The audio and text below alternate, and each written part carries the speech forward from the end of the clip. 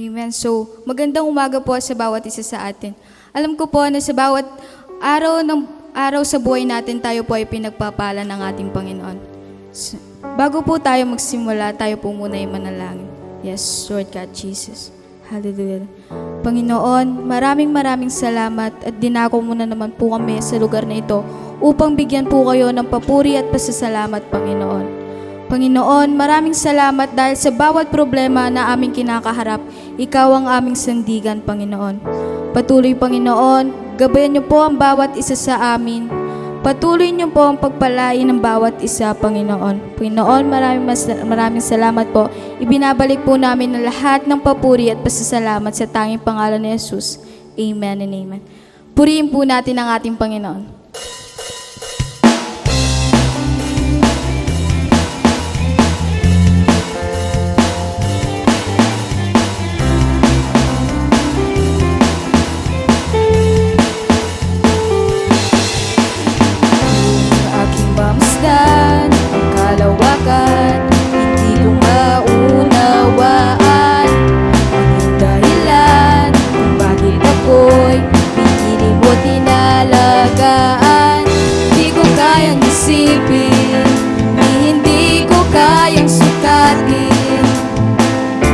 Pag-ibig mo, Jesus, na iyong binigay sa akin.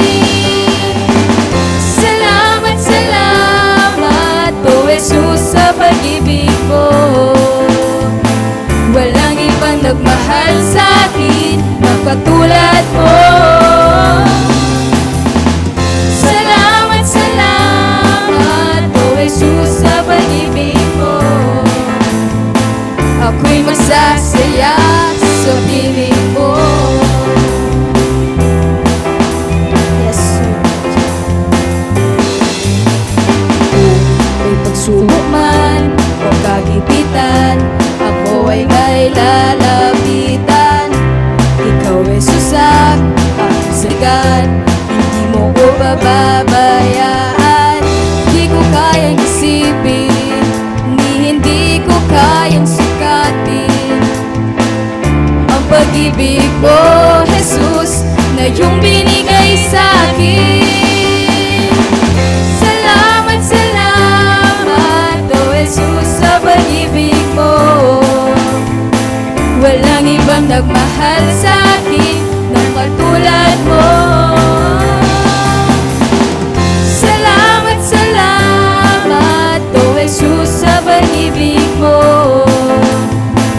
Ako'y masasaya sa piling mo. Salamat, salamat, O Jesus, sa pag-ibig mo. Walang ibang nagmahal sa akin ang katulad mo. Salamat, salamat, O Jesus, sa pag-ibig mo. Ako'y masasaya sa piling mo. Salamat, salamat, O Jesus, sa pag-ibig mo. Walang ibang nagmahal sa akin ng katulad mo. Salamat, salamat, O Jesus, sa pag-ibig mo. Ako'y magsasaya sa piling mo. Buhay ko ang purihin ka, buhay ko ang sa'yo'y sumamba. Wala nang ibang nanaisin pa, hindi pasalamatan ka. Buhay ko ang purihin ka, buhay ko ang sa'yo'y sumamba. Wala nang ibang nanaisin pa, kundi pasalamatan ka. Buhay ko ang purihin ka, buhay ko ang sa'yo'y sumamba. Wala nang ibang nanaisin pa, kundi pasalamatan ka. Salamat, salamat, O Jesus, sa pag-ibig mo. Walang ibang nagmahal sa akin ng katulad mo.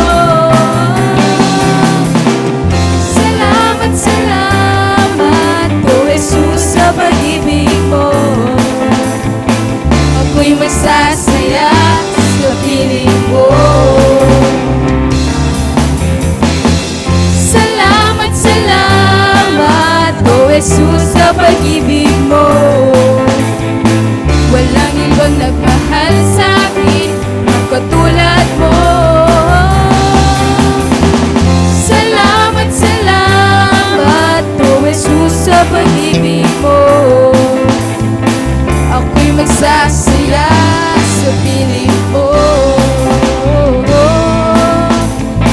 Ako'y magsasaya sa piling mo. Ako'y magsasaya sa piling mo.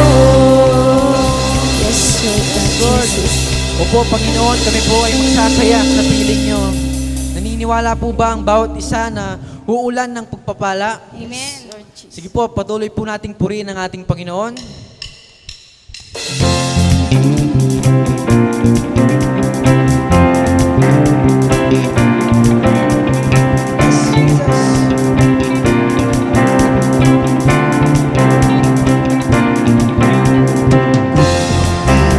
Ay luluhod sa iyo, ay sasamba ang iyong iinggin at ang bayang ito'y iyong pagagalingin. Ulan ng pagpapala, ulan ng pagpapala, ulan ng pagpapala sa bayang ito, Diyos.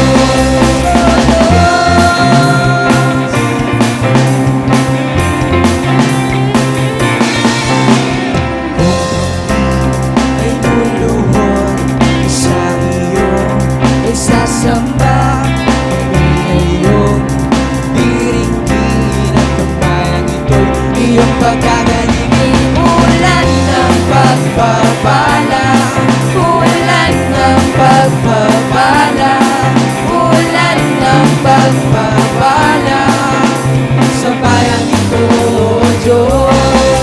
Ulan ng pagpapala, ulan ng pagpapala, ulan ng pagpapala sa bayang ito, Diyos. Oh, Lord. Yes, Lord.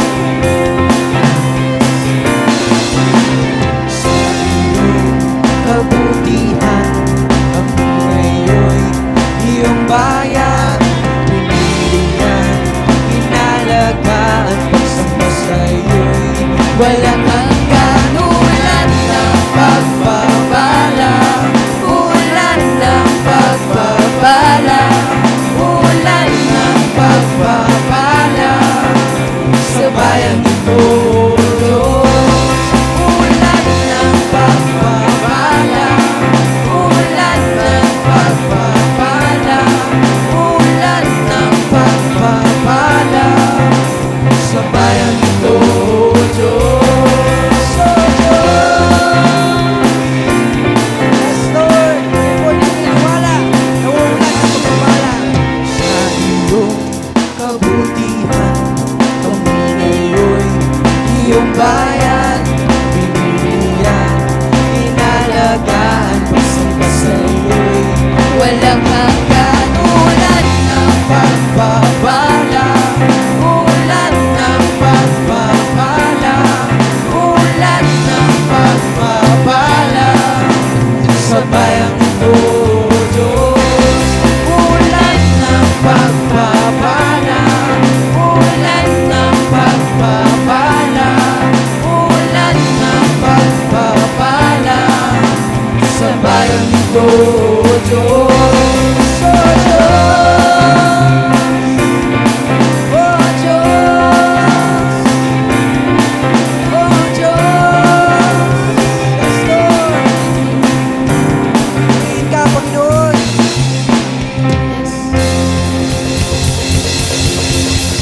Yes, Lord. Hallelujah, Jesus. Yes, Jesus, oh God. Hallelujah, Lord. Salamat po, Panginoon, sa inyong kabutihan sa aming mga buhay. Tunay nga po, Lord, na hindi po kayo nagkulang. Salamat, Panginoon, at laging sapat ang inyong mga biyaya sa bawat isa po sa amin, Lord. And today, Lord, we will continue to worship you. Yes, Jesus, oh Lord. Thank you, Lord. Yes, Jesus, we worship you, Lord. Panginoon, salamat sa mga ginagawa mo na at gagawin pa sa bawat buhay ng mga anak mo na naririto. Alam po namin, Panginoon, na lilipas din ng mga bagay na ito. Lahat ng ito, Panginoon, ay temporary lamang. Yes, Lord. Dahil alam po namin, Panginoon, na Ikaw ang may control sa lahat ng bagay. Maraming salamat, Lord. Thank you, Jesus.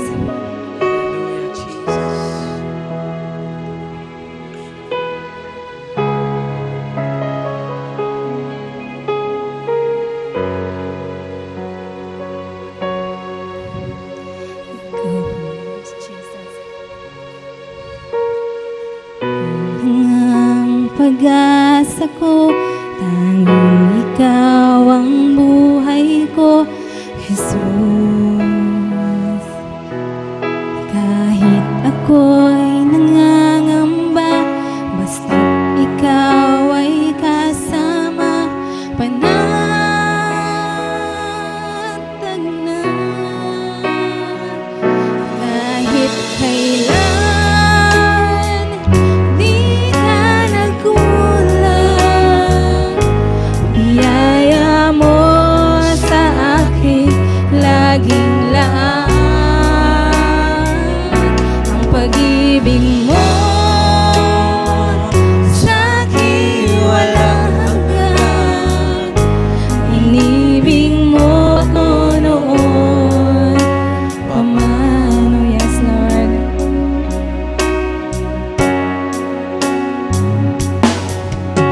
Kaya ika'y sasambahin, paligid man ay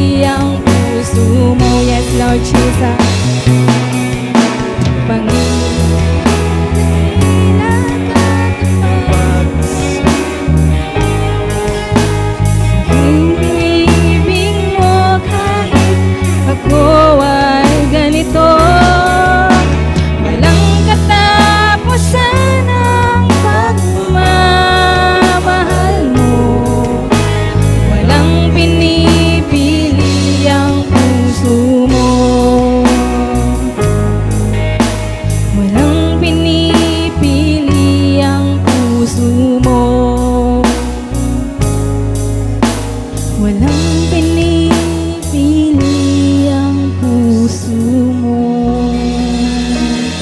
Yes, Jesus. Thank you, Lord. Yes, Jesus, oh God. Salamat po, Panginoon, sa iyong katapatan sa aming buhay.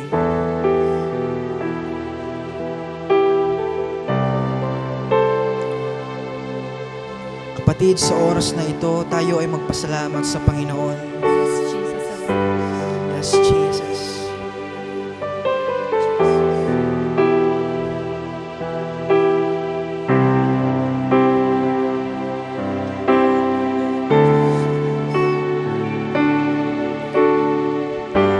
Mo, O Diyos, tunay at dakila.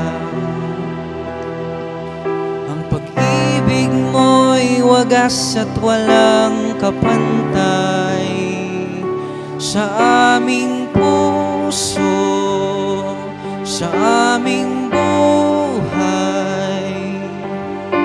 Papurit pagsambay iaalay. Bukas noon, ngayon, magpakailanman, luwalhatiin ka.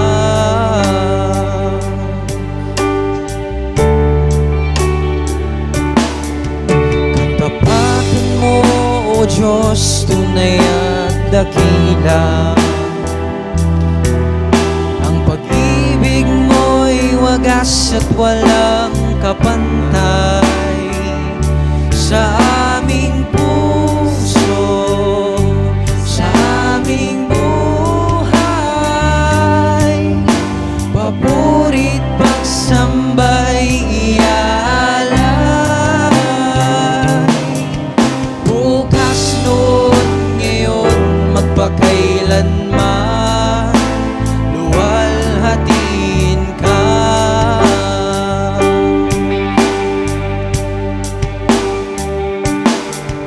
Panginoon,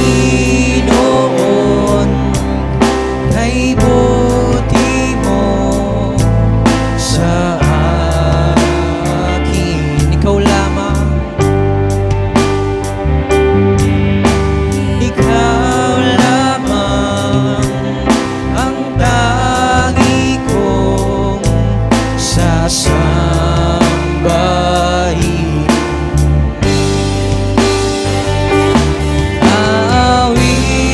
Awitan kita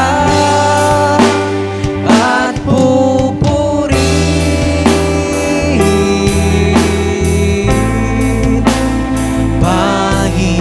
Panginoon,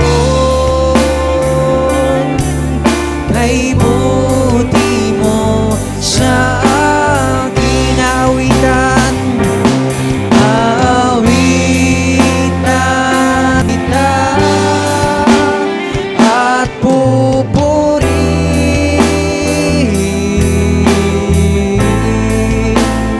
Panginoon, kay buti mo sa akin.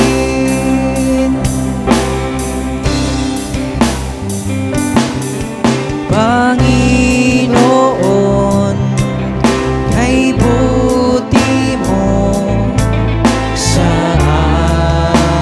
akin. Yes, Lord. Ikaw lamang ang tangi kong sasambahin. Awitan, awitan kita at pupurihin,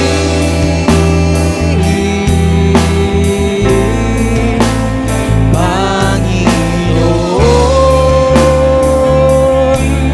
kay buti mo sa akin. Awitan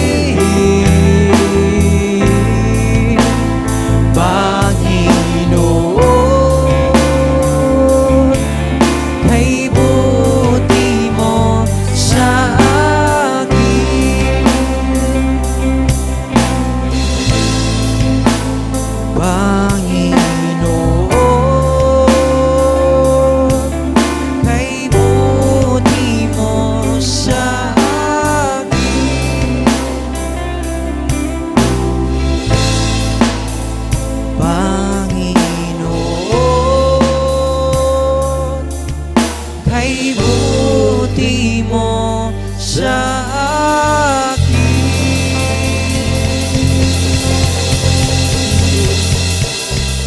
Yes, Jesus, oh God. Lord, tunay nga po na mabuti po kayo sa aming buhay. Lord, ang aming dalangin na ang aming nararanasan na kahirapan, Lord, sa panahong ito, Lord, we believe that not many days from now, Lord, malaya na po kami, na Panginoon, babalik ang lahat sa normal dahil sa inyong kagustuhan at kapangyarihan, Panginoon. Panginoon, maraming salamat po sa araw na ito. Panginoon, pagpalain niyo po kami, maging ang mga nanonood sa oras na ito. Maraming salamat po. Lahat ng papurit, pasalamat tayong sa inyo lamang po. Sa pangalan ni Jesus. Amen and amen. Magandang umaga po sa bawat isa. At tayo po ay lubos na nasisiyahan sapagkat binigyan po tayo ng panibagong pribilehiyo ng Panginoon na tayo po ay makapakinig ng kanyang mga salita, tayo po ay makapag-aral ng kanyang mga salita, tayo po ay makapagpuri sa kanya. Napakabuti po ng Panginoon. Imagine throughout the crisis for almost 2 months, tayo po ay hindi pinabayaan ng Panginoon. Bagamat marami po sa atin ngayon ang walang trabaho dahil sa sakunang nangyari, pero still, ang grasya po ng Panginoon ay nanatili pa rin sapat sa ating pang-araw-araw. At bago po tayo lubusang mag-aral ng salita ng Panginoon, nais ko po na tayo po ay manalangin. Panginoon, maraming salamat sa iyong kabutihan, sa iyong katapatan sa buhay ng bawat isa. That you allowed us, Lord, na makagising pa rin, Panginoon. That you allowed us to live one more day again. Panginoon, maraming salamat. And this morning, as we study your word, give us wisdom, God. Nang sa gayon, Panginoon, patuloy naming maintindihan, maisapuso at maipamuhay ang iyong mga banal na salita. Panginoon, ang lahat ng aming pag-aaralan, ang lahat ng aming gagawin sa umagang ito ay pawang magbigay lamang ng kaluguran at pagsamba, pagtataas sa iyong dakilang pangalan. Maraming salamat, Panginoon. In Jesus' name we pray. Amen and amen. So sa umaga pong ito, nais ko pong magpatuloy sa ating lesson about learning to be an effective Christian. Kung inyo pong matatandaan ay ating pong pinag-aralan ang tekstong ito about 2 weeks ago. At ito po yung continuation ng ating pinag-aralan 2 weeks ago on learning to be an effective Christian. So I would like to read in the book of Matthew chapter 7 verse 21 hanggang 23. Nais ko pong basahin ito sa wikang Tagalog, Magandang Balita Biblia version. Ganito po ang sinasabi ng salita ng Panginoon. Hindi lahat ng tumatawag sa akin, Panginoon, Panginoon, ay papasok sa kaharian ng langit, kundi ang mga taong sumusunod sa kalooban ng Ama na nasa langit. Sa araw ng paghuhukom, marami ang magsasabi sa akin, Panginoon, hindi po ba't sa iyong pangalan ay nangaral kami, nagpalayas ng mga demonyo at gumawa ng mga himala? Ngunit sasabihin ko sa kanila, hindi ko kayo nakikilala, lumayo kayo sa akin, kayong gumagawa ng kasamaan. So the Bible tells us na hindi po lahat ng tumatawag sa Diyos ay kinikilala ng Panginoon. Ang sabi po ng Bible, yung lamang gumagawa ng kagustuhan ng Ama na nasa langit, sila lamang yung kikilalanin ng Diyos sa araw ng paghuhukom. Our point number 1 is learn the integrity of Christian living through discipline and self-leadership. You know, as a Christian, bilang isang tagasunod po ng Panginoon, it is very important that we learn integrity. Matutunan natin yung integridad ng pamumuhay ng isang tunay na Kristiyano. Integrity means having strong moral principles or the state of being whole and undivided. Yun po ang ibig sabihin ng integrity. Integridad. You know, kapag tayo po ay bumibili ng mga produkto, for example, cellphone, shoes, bags, or anumang produkto yan, we always look at the brand, right? We always check at the brand. Lagi tayo pong lalawan nung nanuya. Nike ya ba? Adidas ya ba? Samsung, Nokia, Apple, Asus, nanuya ba ing brand? Why? Why do we keep on looking for the brand? Because ing integridad na po ning produkto, itang seguridad tamo, ketang kakatamong pamanyaliking produkto nga ita, at suya, ketang kayang brand. Right? Sabi tamo, ay matibay ni kasi Nike ya. Matibay ni, sulit siya yung pera ko kanini, maski malya kasi Apple ya. Ita pong integridad na ning kumpanya. Yapi niya po ing meghudyok kaya katamo bang kanta saliwan tayo itang produkto da. Now as a Christian, it is very important natin tamo pong integridad bilang metong a Kristiyano. As a Christian, as a minister in the church, integrity is your best friend. Uling maski makanano ya ka skillful yung metong nga tao, makananya kagaling metong nga tao, without integrity, no one would trust a person. Let me give you a good example. Why do you trust the bank with your savings? Bakit ko po magtiwala king bangko kareng perang pipagalan nyo? Kareng yaman na pipagalan nyo? Magtiwala kayo po ba karetang bangkong mga lati mo na magumpisa pa mo? Mapalyari ali. Bakit? Maybe because they have not established integrity. Napoila pa po may kapag-establish integrity da. Nino rin kaya raklan bangkong pagkatiwalaan tamo. Kareng kaya katamong pipagalan na pera. Datang mga regulaw kumpanya. Datang balo tamong matatag. Maybe BDO, BPI, PNB. May aliwang bangkong mga ragul. Why do we trust them? Because they have established integrity in what they are doing. Now, why would people believe you in what you are saying about Jesus? Bakit ka panawalan nung alalang akakit integrity king kaya kang pamibiyebye?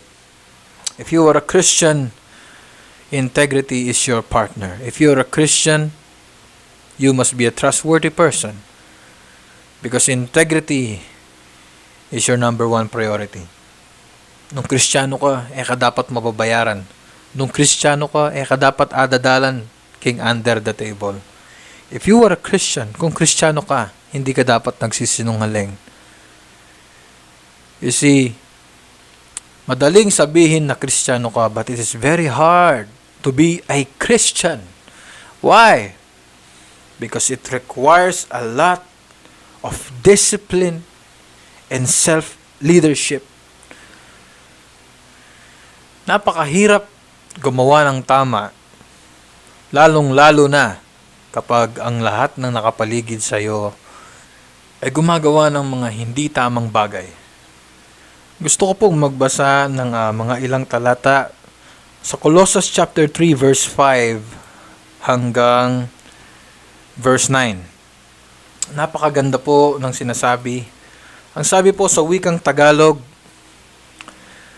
kaya't dapat nang mawala sa inyo ang mga pagnanasang makalaman, ang pakikiyapid, kahalayan, mahalay na simbuyo ng damdamin, masasamang nasa, at ang kasakiman na isang uri ng pagsamba sa Diyos-Diyosan.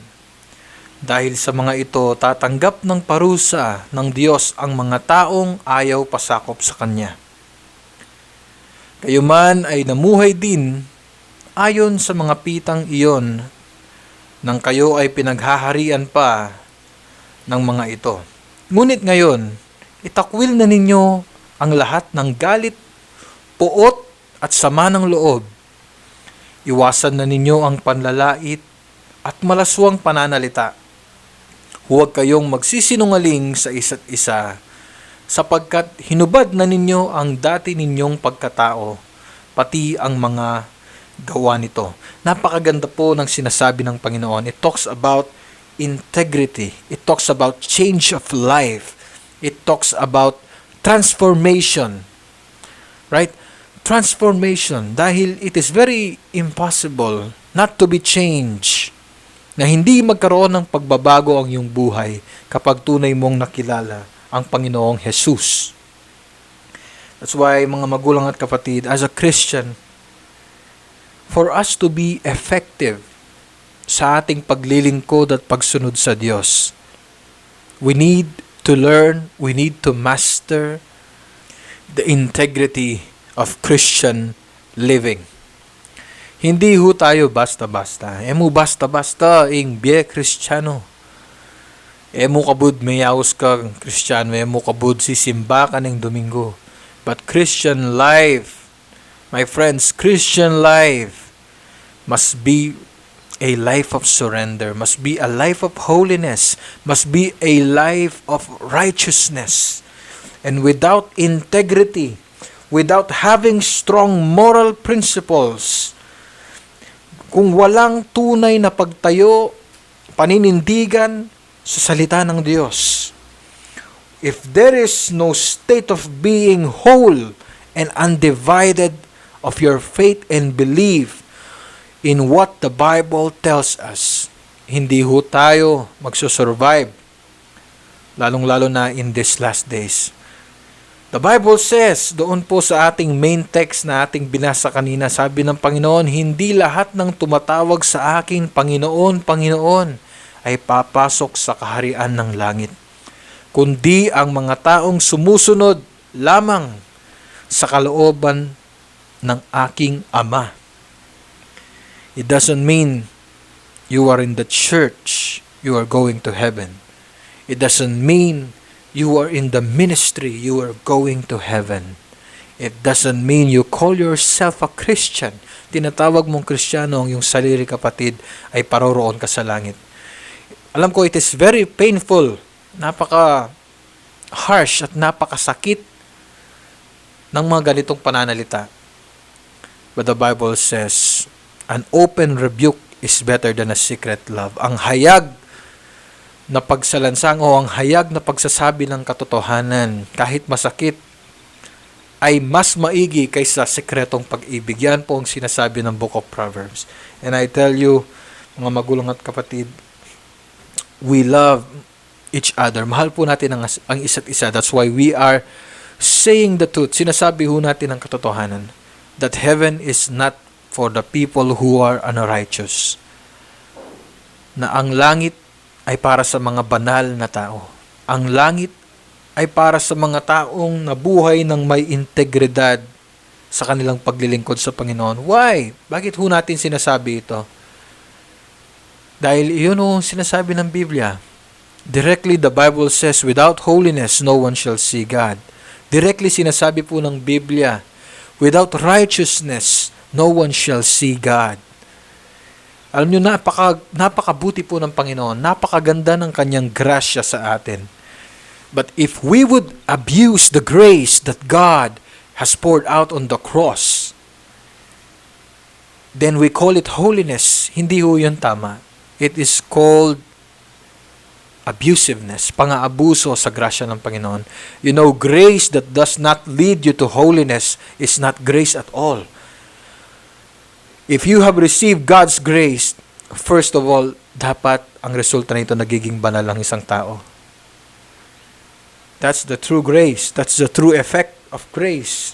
Tandaan po natin, grace that does not lead you to holiness is not grace at all. Sinabi din po ni Apostol Pablo sa unang Korinto chapter 9 verse 27, sinabi ho niya, sinusupil ko ang aking katawan at pinapasuko ito upang sa aking pangangaral sa iba ay hindi ako masumpong ang hindi karapat-dapat. Ito ho yung tinatawag nating disiplina o yung self-leadership. Right? Self-leadership is very important. Importante ho ang self-leadership. Why? Dahil isang example nito ay si Judas. Right? Judas had the best mentor. Isipin mo, what a great privilege na si Jesus mismo, ang Panginoon na nagkatawang tao mismo, ang siyang mentor mo. Siya yung nagtuturo sa'yo. What a great privilege, right? Judas had the best mentor, had the best teacher. Judas had witnessed all the miracles na ginawa ng Panginoong Jesus. Pero nabago ba ang puso at pananaw ni Judas? Nabago ho ba? Hindi. Why? Because you may have the best mentor, kapatid. Maaaring magkaroon ka ng napakagaling na pastor, napakamaunawaing pastor, napaka-compassionate na pastor. Maaaring magkaroon ka ng napakabait na mga magulang, napaka-caring na mga kaibigan, napakatotoong mga kapatid. But if you will not lead yourself, if you will not help yourself, kung hindi mo puwersahin ang iyong sarili na baguhin ang mga nakasanayang hindi tama, na lumayo sa mga maling bagay, na lumayo sa mga maling pag-iisip, kapatid, your life will not change. Hindi mababago ang iyong buhay. Why? Because it is your will na hindi nabago.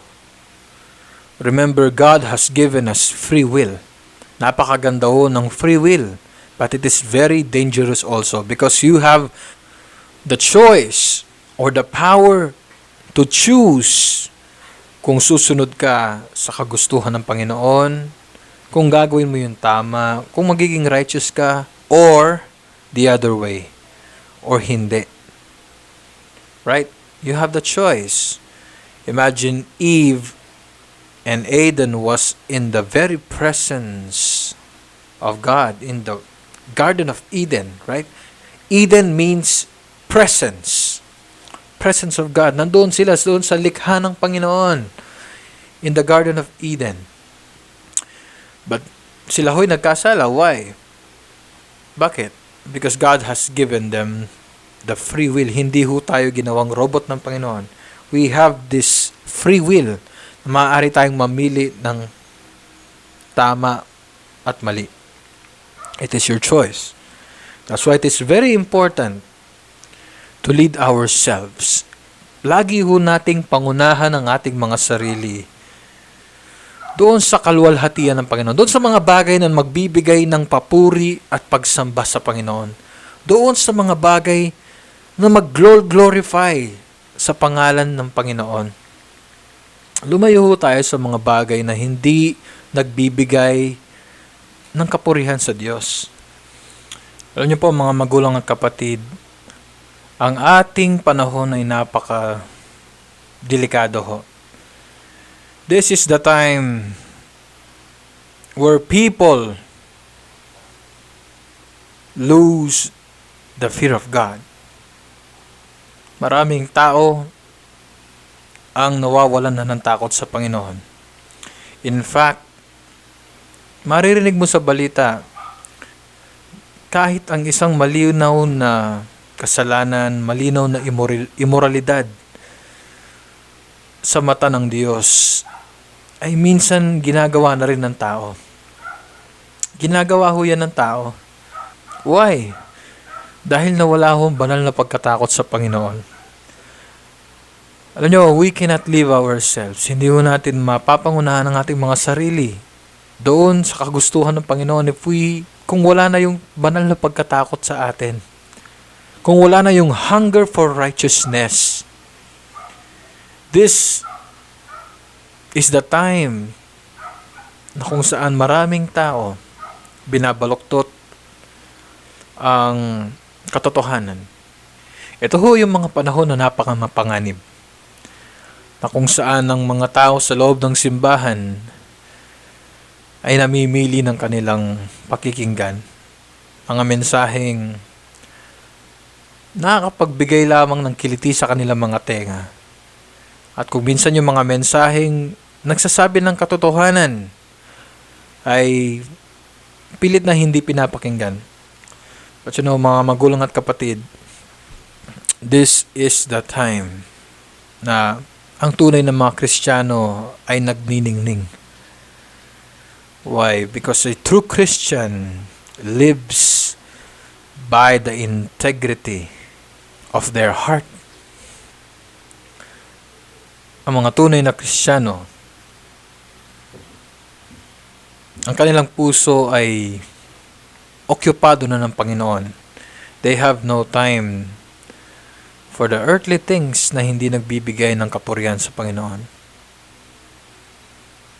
Ang tunay na Kristiyano, kahit maraming maling bagay ang nangyayari sa kanyang paligid, still, ang puti ay puti sa kanyang pananaw. Still, ang itim ay itim sa kanyang pananaw. Huling ngayon panahon na ini babaloktot da po ing usto.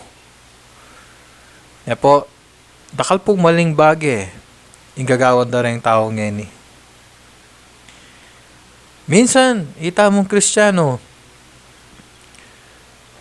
manalangin tamo mo, bangka nita mawala mo itang konsensya king kaya katamong puso, na ita mo may nalangin.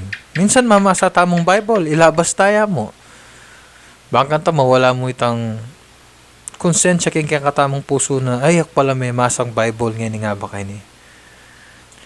Kapatid, buri ng sabyan ng salitang integridad. The state of being whole and undivided. Sabi ng mga kanyan, the state of being whole and undivided. Now is the time to live a life of integrity.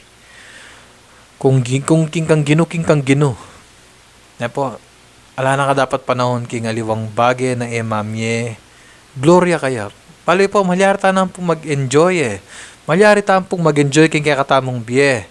Na glorify tayong kaya katamong Gino. Epo totoo itang kaya ganaganang maka-enjoy. Makapamye gloria king Gino. Epo totoo itang pag-Christian dapat seryoso ka lagi. Ali. The truth is, a Christian life must be enjoyable. It must be fun. Masayaya po. Full of joy in being meto Kristiyano.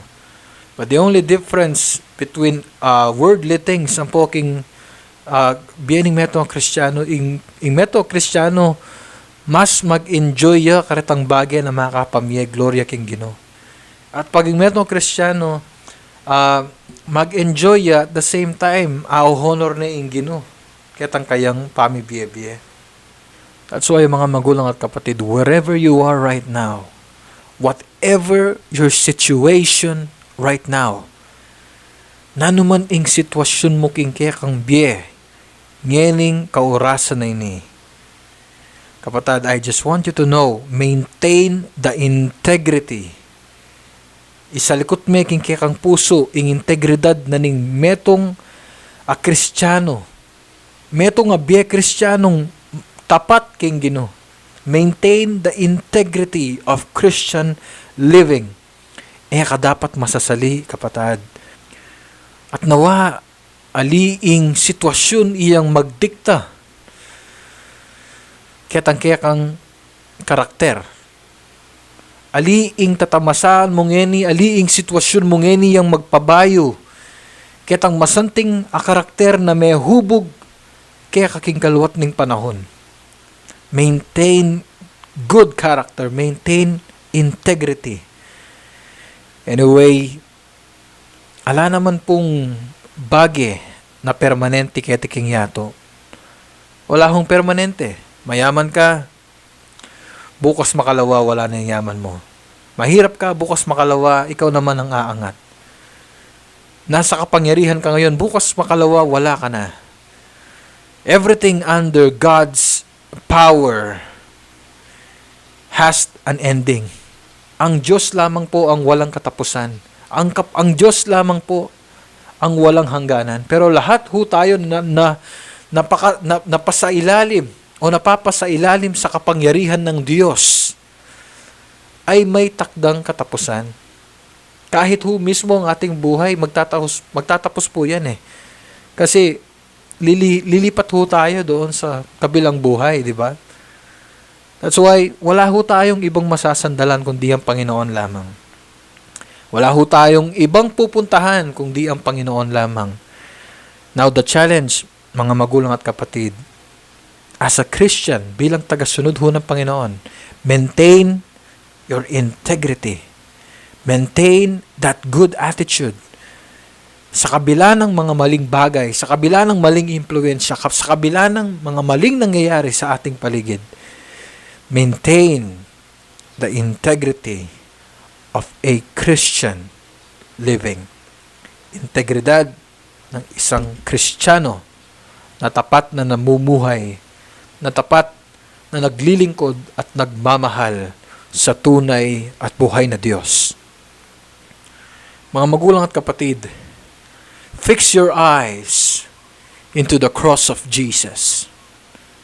Ipako ho natin ang ating paningin doon sa krus ng Kalbaryo, doon sa krus ng Panginoon, that we may always be reminded of His grace, that we may always be reminded na ang Panginoon ay namatay para sa ating mga kasalanan. That we may always be reminded that on that cross, isinuko natin ang ating buhay, and we will not give in into the temptations of the enemy, and we will remain righteous. We will remain steadfast. We will remain devoted. We will remain holy. Because the cross of Jesus Christ has redeemed us. Remember, ang sabi ho ng Panginoon, ang kanyang pangako, siya po ay babalik. Siya po ay paparito ulit upang kunin ang mga tapat na lingkod. Remember that on that day, sa pagbabalik ng Panginoong Jesucristo, sana datnan niya ang bawat isa sa atin na tayo ay nabubuhay ng tapat. Tayo ay nabubuhay ng matuwid sa harapan ng Panginoon. Na sana datnan tayo ng Panginoon na tayo'y handa. Tayo'y datnan ng Panginoon na tayo'y lubusang nagmamahal sa Kanya. Mga kapatid, it is time for intentional living. It is time for intentional living. It is time for intentional living. Hindi pwedeng bahala na. Hindi pwedeng bahala na. As for me and my family, we will serve the Lord. How about you? Ikaw at ang iyong pamilya, kapatid. What will you do? To whom shall we go? Saan pa nga ba tayo pupunta? Yan, hikit yun po na po. Nakita ho natin sa ating mga mata that in this crisis, sa ganitong mga uri ng crisis, walang mayaman, walang mahirap, kahit anong status mo sa buhay, hindi ka exempted. To make the long story short, lahat tayo pantay-pantay. Lahat tayo, maaring na-realize natin na lahat ng bagay na pwedeng tangkilikin ng tao sa mundong ito ay walang katiyakan. Napabukas makadwa, kaya kang pakamalan na kumpanyalan eh. Bukas makalawa, ang mga pinagpaguran mong mga bagay ay maaaring mawala. Everything is temporary. To whom shall we go? Saan pa nga ba tayo pupunta? Kapatid, habang hindi pa huli ang lahat, it is a great time to surrender your life to the Lord. If you are a Christian but you have not really lived a life of integrity, you have not really lived a life na sukong-suko talaga sa Panginoon. Isang buhay na kasiyasiya sa Diyos. Isang buhay na may katiyakan. Katiyakan na kahit maglaho lahat ng tinatangkilik sa mundong ito, ay alam mo, may naghihintay sa iyo sa susunod na buhay. Isang buhay na may lubos na kagalakan at kapayapaan na sa Diyos lamang natin matatagpuan. Kapatid, surrender your life to the Lord today. Surrender your life to the Lord today. Isuko mo ang iyong buhay sa Diyos sa umagang ito while it's not too late. While it's not too late, kapatid. Sapagkat hindi sa kagandahan ng loob ng tao, hindi sa kanyang ginagawa, maliligtas siya, kundi sa kaligtasang nagmumula sa Panginoon. Unless you surrender your life to God, kapatid, hindi ka makakaranas ng buhay na walang hanggan. Surrender your life to God. Nagsagayon, you will be an effective Christian. Sa aking pagwawakas, gusto ko lamang hong basahin uli yung ating main text. Sinasabi ho ng Biblia, hindi lahat ng tumatawag sa akin, Panginoon, Panginoon, ay papasok sa kaharian ng langit, kundi ang mga taong sumusunod sa kalooban ng aking Ama na nasa langit. Sa araw ng paghuhukom, marami ang magsasabi sa akin, Panginoon, hindi po ba't sa inyong pangalan ay nangaral kami? Nagpalayas ng mga demonyo at gumawa ng mga himala. Ngunit sasabihin ko sa kanila, hindi ko kayo kilala. Lumayo kayo sa akin, kayong mga gumagawa ng kasamaan. Mga kapatid, it's not about religion. It's about having a true and pure relationship with the Lord that allows us to surrender our lives to God. That allows us to surrender our own will and trade it. Ipagpalit natin doon sa kagustuhan ng Panginoon. Amen? So napakaganda po ng ating napag-aralan sa umagang ito. In learning to be an effective Christian, we must learn the integrity of Christian living through discipline and self-leadership. Maraming salamat po. Let's pray. Panginoon, maraming salamat sa iyong kabutihan. We glorify your name, Panginoon. Lord, napakabuti mo. Napakatapat sa buhay ng bawat isa.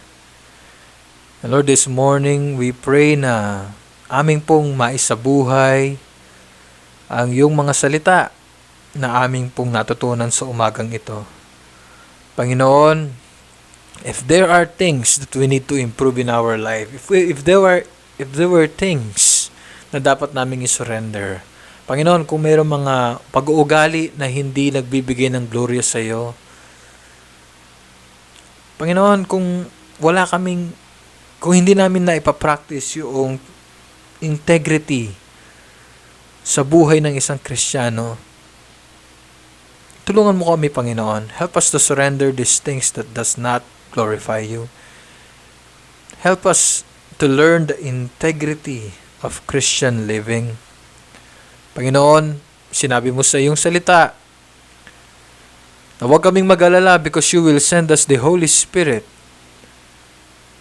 at tutulungan niya kami sa lahat ng bagay. Panginoon, maraming bagay ang palaisipan pa rin sa amin. Maraming bagay na hindi pa rin namin lubos na naiintindihan. At minsan, Panginoon, maraming struggle pa rin sa aming mga buhay. Pagkat kami, Panginoon, ay tao lamang. But Lord, we are sure na gusto naming maglingkod at sumunod sa iyo. 100% sure kami, Panginoon. That's why, hinihingi ho namin, Panginoon, ang pagkilos ng banal na Espiritu Santo sa aming buhay. Na patuloy, tulungan kami na mamuhay ng tama. Tulungan kami, Panginoon, na maglingkod sa iyo. Tulungan kami, Panginoon, na mapagtagumpayan namin ang aming mga struggle sa buhay. Panginoon, i-bless mo ang iyong mga anak.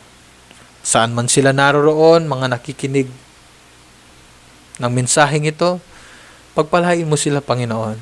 Bless their family. Hayaan mo, Panginoon, na lahat ng kanilang mahipuan, lahat ng mahawakan ng kanilang mga kamay ay maging pagpapala. I-bless mo sila, Panginoon, sa kanilang mga lakad. Bless their whole family. Protect them from any sickness. Protect them, Lord. In Jesus' name, we apply the blood of Jesus in each and every one na nakikinig sa umagang ito. Bless your people, Father God.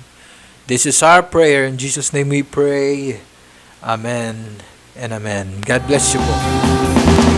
Salamat, salamat, O Jesus, sa pag-ibig mo. Ako'y magsasaya sa piling mo. Ako'y magsasaya sa piling mo.